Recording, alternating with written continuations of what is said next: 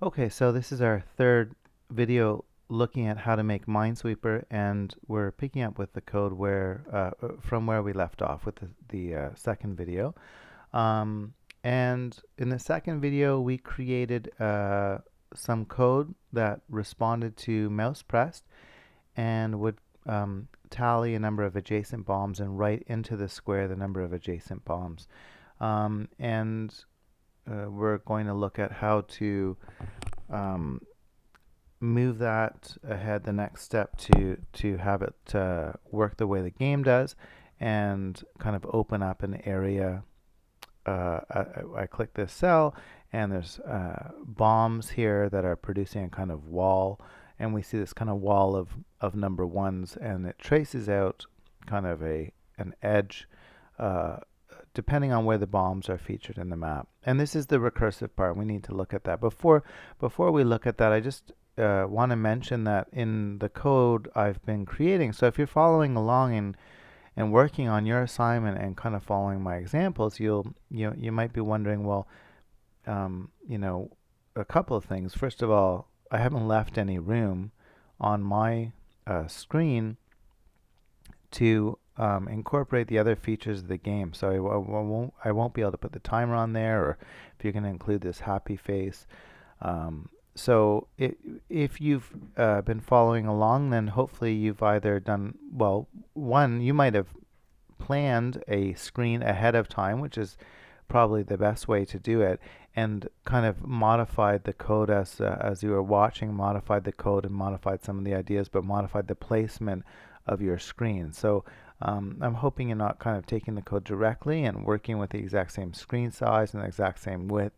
I'd expect you to be modifying this to work the way you do, or even better, just watching the videos for ideas and then actually trying to incorporate those ideas and doing kind of a clean kind of write of your own code from scratch, and not taking it. In fact, that would be the way, that would be my expectation of how the video is used for my in-class assignment. This is really meant as a guide.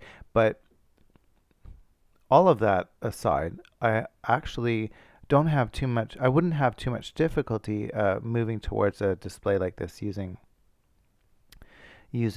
some of the features in processing. Like, for instance, if I decided I needed more room, I would simply open up my screen a little bit and incorporate some of the features in processing to kind of move things around. So if I wanted this grid to be moved over a bit, then I could do that by using translate and push matrix and pop matrix to kind of take care of that within the draw loop. So I would, before I draw this, and of course I might even wrap this into a function, I would translate this over, and I should really just calculate what the proper size would be. What did I make that? 800. So, and I have 9360. So I'm not sure, but I think I move over by 220 to center it, and then before I actually draw it. So that's centering it on the screen. And if I'm doing some so there, I got something that looks a little more, perhaps a little more like what I'm going to use in the end result. If I had done some, or need to maintain my kind of transformations, preserve my transformations, you'll remember that we have this push and pop matrix feature that we can use. So I can put my push matrix and my pop matrix here. So now all of the translations, just that one translate, all the transformations I've done within this section now are kind of undone after we do the, oh, that should be a pop, after we do the pop matrix within the draw loop. So we've not modified by the time we're finished, we've undone our translate. Now this will affect my click as well. So I do have to be a little careful about that. I should be, now I have to kind of, we've talked about this in class and looked at what you have to do. Rather than expecting the clicks to start up in the origin, we have to move them over by 220 pixels and down by 40 pixels. And again, if I were to move it over 220 and move it up 40 pixels. And I just want to be careful of bed mass and make sure that that is performed in the right order. But I probably would pull this out at this point and incorporate this in a little, you know, mouse in a little function. So I'll call this from mouse pressed, and I will just return these values.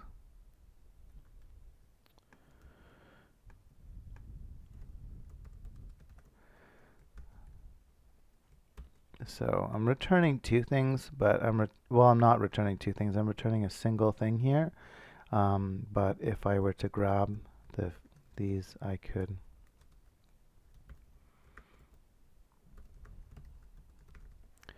do it that way. So hopefully my clicks are working properly. So I clicked in here and I see a 3. In other words, it didn't expect my click to be over here for this cell the way I had initially set it up. It performed the 220 and the 40 transformation properly. So I clicked way over here on this side, and it gave me the correct coordinates. Now if I click off of my grid and start trying to use calculations off of my index, I'll have to be careful at that point. I'll probably cause errors at that point, at some point doing that. So you'll just have to watch out for that. Okay, so we're still stuck with this problem of trying to open up this area based on our clicks. So that's the recursive part. And then there's, many features of the game that are still yet to be incorporated. Like these bombs should be hidden. We should be able to flag cells. We'll probably do one more video where I'll look at incorporating those into the tile class and modifying the draw loop to handle those things. But I'd like to focus now just for a moment on the recursive search. So I'm still kind of working directly in mouse pressed. At some point I'll kind of clean this up and put this into another function.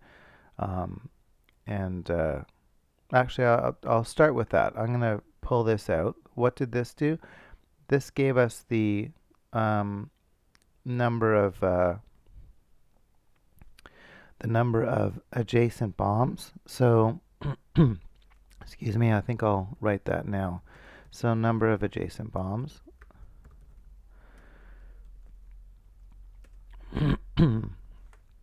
And I should pass into that X and a Y position.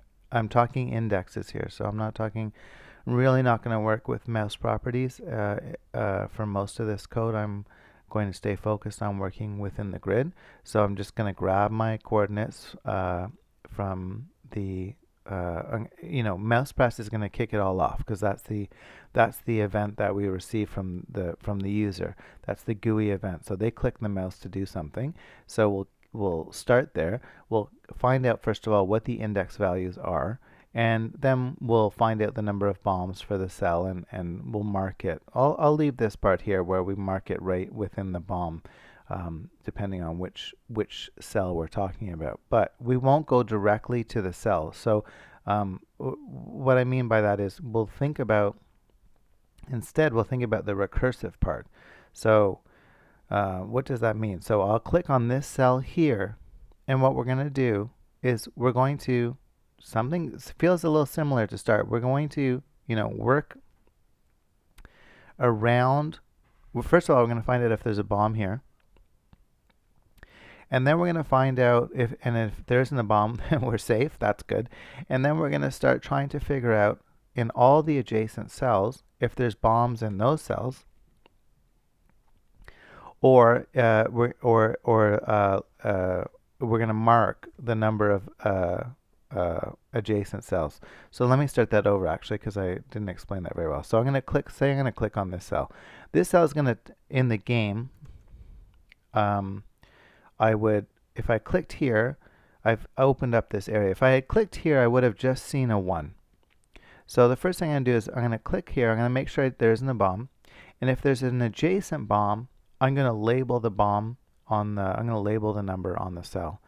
If there isn't an adjacent bomb, uh, then I'm going to move over. So if I move over here to this cell, if I had clicked on this cell, there isn't an adjacent bomb. This one here isn't a bomb. This is a 1 showing that adjacent to this cell is a bomb. So if I had clicked here, I would be clear on this. There's no adjacent bombs. I would kind of open this up, set it to visible. And then I would start moving around all of the positions around me and finding out if there's a number of, how many bombs are adjacent. So if there's 0 bombs adjacent, then I set that cell to visible, like these ones have been set, and these ones I set to 1.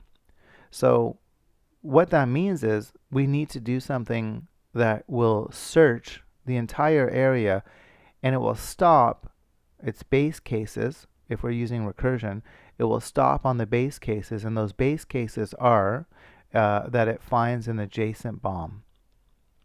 Okay, so it will stop if there's a bomb. We'll make it stop if there's a bomb as well, just because that is something we haven't incorporated in the game yet. But if there's a number, if there should be a label there, we'll stop as well. And if we go off the grid, we'll stop as well as that. But otherwise, we'll keep going. We'll keep searching, and we'll open up this whole area. So let's see if we can do that. So number of bombs, that's still going to be something useful. But instead of actually setting the label, I'm going to back up a bit, and I'm just going to return the number of bombs. Okay, and you know what? We'll come back and get this code later if we need it. Okay, so this thing is just going to find out the number of bombs adjacent to that particular square and just return it as a value. I'll get rid of this tracing because I don't want it in my output anymore. Okay, so if we're doing something recursively, we need a function. So I'll just call it search, and we'll start it at an x and y position, and we'll have to kick it off from somewhere, and that will be from here. So when mouse pressed is clicked, we get the coordinates, and we start our search function. And we'll just start with base cases, because it's a bit hard to get started sometimes in recursion, and then I'll call this adjacent bomb. And I'll even check for a bomb, in which case they should have lost the game, right? We should be doing that first, but anyways. So if, well, remember our tile. Let's get our tile out of the grid rather than doing it over and over again. So that's going to be our tile. So, and then we'll search for these, we'll check for these situations. So if that is equal to true, but in Python we don't need to say that, we can just we just do this. This evaluates to a true or a false. If it were a bomb, we would return. So we'll come back to that later. If we're not in bounds, so if, in fact, I might even check that one first. So I'm going to go right up to here before I go and try to pull something out of my grid. I'm going to check to make sure that this click is in bounds. So if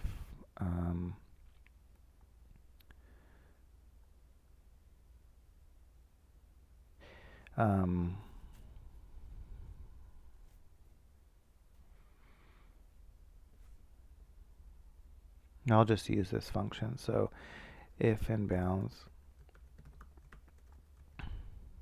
if not in bounds, okay, then I'm going to return. In other words, if you're somehow searching off the grid, so let's say at some point we start searching and we try to go up off the grid. It doesn't matter where we clicked, we eventually start searching and we move ourselves up, up, up, up. And then from this position we decide we have to go up from here. Well, if that was the case, we would be passing in a y of -1. -1 would not be greater than or equal to 0, so this would return false. So we check if in bounds, and if it's in bounds, it gives us a true. If it doesn't give us an in bounds, that's a false. So we want to find those falses, so we say this. This is actually a kind of a backwards thinking, not false. Not false is true, so it returns. Okay, so but it reads better. We don't need to think of it that way. If it's not in bounds, it reads exactly the way the logic works, then we return. Okay, so we've gone off the grid, stop. If we're not off the grid, well, let's grab the tile because that's a legal index. And now let's check if it's a bomb. If it's a bomb, stop. And so that's this one, and also let's find out if there's an adjacent, let's find out if there's a label that should go there. If there's a label that should go there, well, let's get the label, put it on the screen, but then we're gonna, and then we're gonna recurse. So actually, no, we're gonna stop. Sorry, we're gonna stop if we do that. We're going to stop if we hit the label. So let's find out the number. First, find the number of bombs. We have that function for us, bombs, and that's this. Okay, so we're just getting the value out of here. It's returning. Remember, we return that value, and we want to find out if it's greater than 0. If it's greater than 0, then we're into this. We kind of did this already, so we'll label it. So that's our label. And I believe we're going to stop there too. Like if we are here, if we start our click here, and our recursion from this click is going to go in all 8 directions from this click, then this, say this is our first one to check. If we check this one, well, we find out it's the one, we label it. But we don't recurse from this point. We don't say try to check here. We found out that there's a bomb here, and we've labeled it as a 1. We want to stop at that point. From here, we still will recurse to this position, and we'll recurse to this position, and from this position we'll recurse to other ones. But this is a base case, so that is going to cause us to stop. So we're talking about a base. We're talking about if s is greater than 1, okay, and we return. It's a base case. We've labeled it. Our display is going to handle later on. Remember in draw, if it has a label, it's going to draw it on the screen. That's great. And it's going to return. And I'm going to deal with some other parts of this later, but now I'm just going to try to do the recursion. I'm going to go actually and grab my list down here because I know it's working. So this is the list of positions adjacent, and we're just going to search into those positions. So I'm going from my current position into the next position. And so I come back into this function, and I will check the inbounds first. So I don't need to do that here. And then I'll check to see if it's a bomb once I pull it out of the grid, and I'll do all of those things and continue my recursion. So I'm thinking I've taken care of it. I should be able to no. Maximum recursion. So I've missed one of my base cases, or I've not returned in the proper spot yet. So I returned off of my inbounds, if that's correct, which I think it must be. And I found out if it was a bomb, and I found out the number of adjacent bombs and labeled it.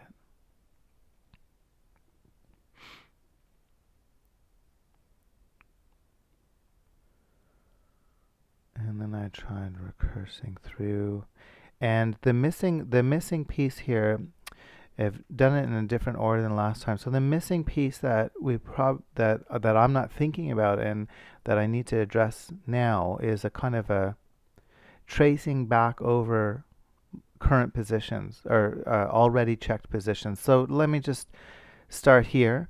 So if I were to use recursion, I would say I go to the right position first.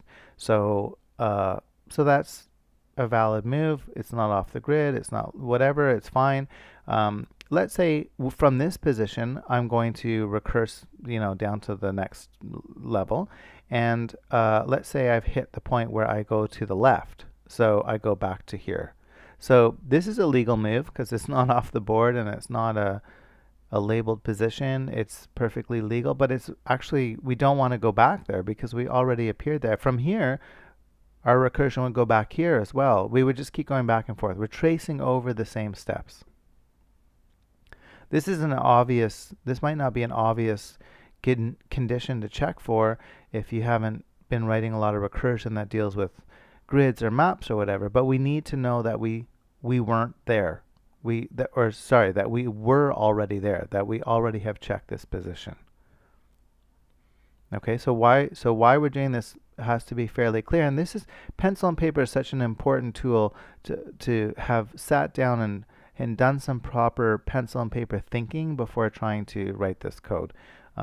And so I'm not capturing that on these videos, and I think that perhaps that's a mistake, that we should be really kind of starting off with an examination of all the detailed steps in the code that we're going to try to capture. Otherwise, we hit these situations that can be very confusing, especially when we're just thinking at a code level.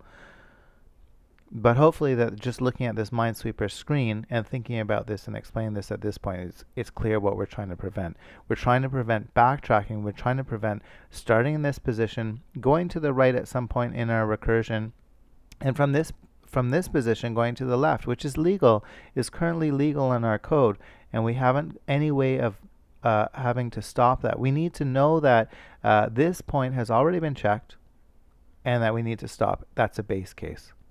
Missing base case. And it actually is nice because we're missing a feature which will take care of this for us. We're missing the fact that when I clicked on this and everything was fine, and I marked it as having, I should mark it as being checked.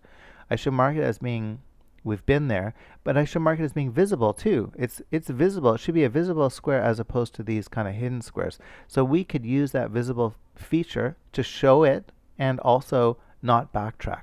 So I'm going to include that right now. We don't have it in here, but it's going to serve two purposes, and it's going to be good for both of those. So when we first set our tile, it's not visible. I'm going to call it visible, and it's false. When we do our searching, and we find out that this is a valid case, and I don't know, and it's not a bomb, I'll go right down to here. Okay. I'm not sure which one to do first, but I'm just going to do it here. So if it's not visible, so if the tile, actually it's a base case, so if it is visible, remember this is basically saying if true. If this is already set to true, then stop. Base case, already visited. So already visited, I will add to here. So this is the already visited step. So you really need to think about this. If you're, get some pencil and paper out if you're still not clear why this is happening or why we're going to so much trouble to deal with this. And I should set it to visible. If I got down to here, it wasn't visible. It was still, let's think, I had clicked on my very first click on whatever position it was set to false. So this was not true. It did not return, and it got down to here. The first thing I want to do is say, okay, tile is now visible. And I should go up to my draw loop and modify this so that but I'll come back to that. I first want to make sure if this additional base case with the addition of setting the visible property to true, if I've taken care of that recursion error. Okay, so we don't see a maximum recursion depth error. I'm clicking on positions that are adjacent to a bomb, and it's just stopping there and drawing the number for me. Okay, but if I click on a position, let's find a position that's not directly adjacent to a bomb. So there I clicked, and you can see we're seeing that behavior that we wanted. So what did it do? It did a full search, and it has drawn a perimeter of numbers, the sums of adjacent bombs, and that perimeter is being kind of inscribed, I guess. Inscribed would be the word perhaps by the bombs themselves. And I think that looks like the actual game. Um, some of you could some some of my students have played the game for several classes, might notice a difference, but I don't think there's a difference. I think that's correct. So I think this is working properly, and we clicked over here and we've got this inscribed here. This game is the only thing that's not happening, and let's just finish this to finish this video, is that over here I didn't click. This should be a darker square, and then these should be lightened up, or however you decide to do it. And then eventually I'll make those bombs go away and make this actually and flag them and stuff. But I want to deal with this visible thing just so it looks really close to the game. You know what? I'm going to start by just getting a background in there. I want to. I know I haven't drawn a background yet, and I want to get a background on the screen. So I'm going to just make the screen a little darker. And if when we go to draw our cells here, we're going to draw a red bomb. We're going to keep that for now. And we're going to draw this fill. Why don't we just draw this if it's visible, this white color. So we'll just check to see if it's visible here. And if it's visible, we draw the white fill. And if not, so if it's not visible,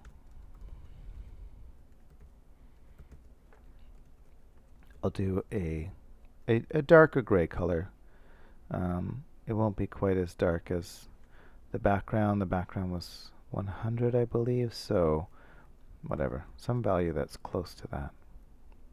Okay, so darker cells, I clicked on it, it opened up, and it has that inscribed number of adjacent bombs. We're getting very close to the game, I think, here. It's really starting to behave like Minesweeper. We need to be able to flag these. I think that we'll take a look at that. I think we'll go right through to the end, at least in the basic features. So we'll stop this video here. It's been a long one. I hope the recursion is working. I hope that these base cases are making sense. I would strongly encourage you, when you're thinking of recursion, to start with your base cases. It's sometimes hard to get started. You think hard about where you need to stop the recursion. That's a very good way to get started. And like you saw, if you see a maximum recursion depth exceeded error, then it's almost guaranteed you've missed a base case, and you just need to think about that base case. And if you didn't sit down and put pencil to paper to kind of think the problem through, then it's probably a good sign that you need to do so and think about something that if you can reproduce this in a step-by-step fashion on pencil and paper, then you are doing something that you haven't captured in your code. There's probably something missing, and that is exactly what happened in this example. As I ran through it, I was not flagging my visited steps, and I was kind of holding off on doing this visible thing because I wanted to focus on recursion. But I wasn't thinking about the fact that it's a very essential part of the recursion. We don't want to keep backtracking over the things we've already done. Okay, so the base cases got written.